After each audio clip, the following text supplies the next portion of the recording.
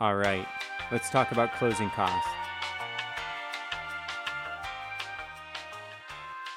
Maybe if I take the headphones off, it'll be better. Okay, so closing costs are nobody's favorite thing, but I did have a borrower the other day who was like, "Hey, I've got 100 grand, so I want to do a $100,000 down payment." And I was like, "Okay, well, how much do you have set aside for closing costs?"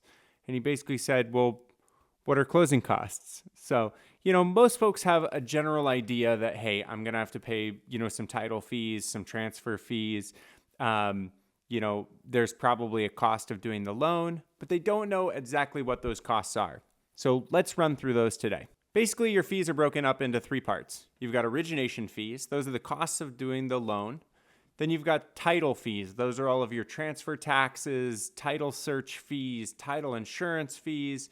And then you have things called prepaids. So those are the three main buckets. Now, your closing costs are going to be broken out on first the loan estimate, which is a general idea of what we think that your fees are going to look like. Your fees will really be set in stone when you get your closing disclosure. Now, your closing disclosure you'll get at minimum 3 days before the close of your loan, likely much, much sooner than that. That's going to break out all of your fees in more detail. You'll probably get multiple versions of your closing disclosure, and the final one will be generated when the lender balances with the title company, usually a couple of days just before close. That will really be your final and 100% correct version of everything you're going to need to bring to the closing table. So let's take a look at this closing disclosure right here.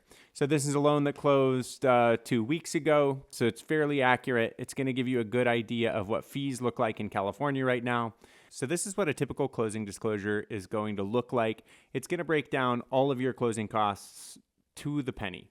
All right, so box A is going to break down your origination costs. That's what is the lender charging you to do the loan. If you're paying points, that would show up on line 1.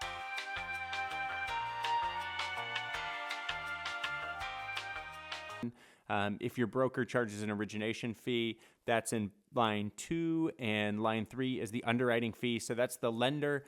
In this case, I think it was United Wholesale Mortgage, what they actually charge to do the loan. So in this case, we've got a total of $2,195.20 in that box. Now, there is a lender credit that we'll see down below to offset some of those fees. I think this borrower ended up paying very little in closing costs due to seller's credits, which is awesome. Very fun stuff under box B. You've got your credit report fee, pretty standard. I think this one was slightly higher because we had additional borrowers on the file. Electronic registration fee, flood cert, tax service, third-party processing fee. The only one I'll call out there is the third-party processing fee. That's a fee that I charged on this file because we had a very short close of escrow and I needed to use the best of the best as far as processing goes. So we did charge slightly more for third-party processing. However, I believe we also have a credit to cover that cost. So it came out as a wash. Now, if we go down to C, it gets even drier, but these are things you don't think about. So these are going to be your straight title fees, and generally the title company is going to be picked by the seller. So whatever title company they pick says, hey, these are what our fees are, and we go, okay, great. In this case, they don't look too brutal. We've got a wire fee, courier email fee, endorsement fee, loan tie-in. We've got a premium for lender's title coverage. So lender's title coverage is something you will always have when you're getting a loan. It's basically an insurance policy that covers the lender in case there's encumbrances or issues with the title on the property. Recording fee, that's the fee to record your deed with the county. Settlement or closing fee, that's kind of title's fee for what they charge for doing all of this stuff. In this case, it was $2,100.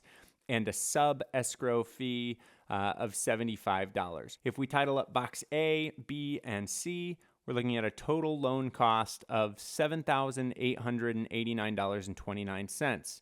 Okay, so we have a few additional costs that are going to go into this.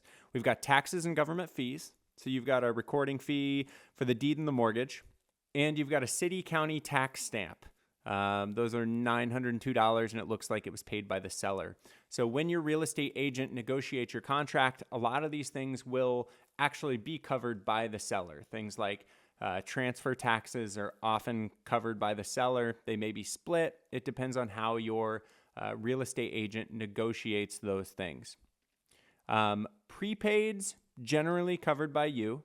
So in this case, we've got a homeowner's insurance premium of $2,120. So that was paid in advance in full. We've got prepaid interest. Now, prepaid interest is something I want to dive into here. Your prepaid interest is going to be calculated. It's basically the odd days, which in this case was 3 days at $96.58 per day. So $396.30. The closer your loan closes to the end of the month, the smaller that number will be. And the closer it is to the beginning of the month, the bigger that number will be. Property taxes. So it looks like we collected 2 months of property taxes for Los Angeles County. That was $1,993.03. In box G, we've got initial escrow payment at closing.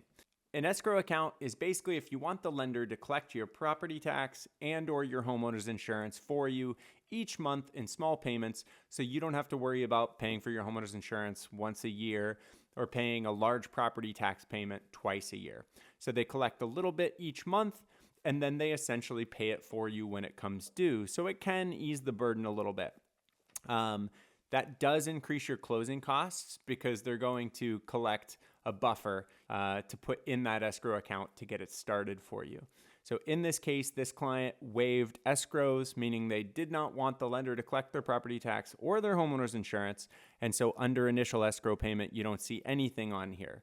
But if you choose to have an escrow account, or if you're putting a small amount down, say 5% down, and the lender requires that you have an escrow account, you can expect this number to be significantly higher because it's your property tax. I mean, in LA County, it's probably going to be between $10,000 and $20,000 a year that you're paying in property taxes. So that can be a pretty big figure in that box. Now down here, we've got the real estate commission. These different columns here are who pays it. If it's paid at closing, before closing, or if it's paid by the seller. In this case, H is going to be paid by the seller. So you see that all the way over to the right, $24,600 to each of the agents. God, I need to become a real estate agent. That is saucy. So that brings the total closing costs, line J, borrower paid, to $10,532.51. Now, on a $600,000 loan, $850,000 purchase, I would say that's on the lower end of the spectrum, so not too bad, especially because, again, no escrow account. Now, this borrower had a seller credit of $9,000 along with the lender credit of $2,000.06. So I believe they came out to almost a wash on their closing costs. So that's the general idea of a closing disclosure. Pretty straightforward. It breaks everything down box by box, but just remember, you've got your loan costs. Those are somewhat flexible. You can generally negotiate those with each lender. You've got your title fees. Those are generally not negotiable.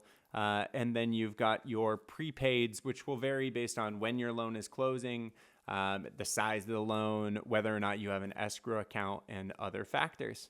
All right, if you have any other questions about closing disclosures, feel free to email me, give me a call. I'm happy to walk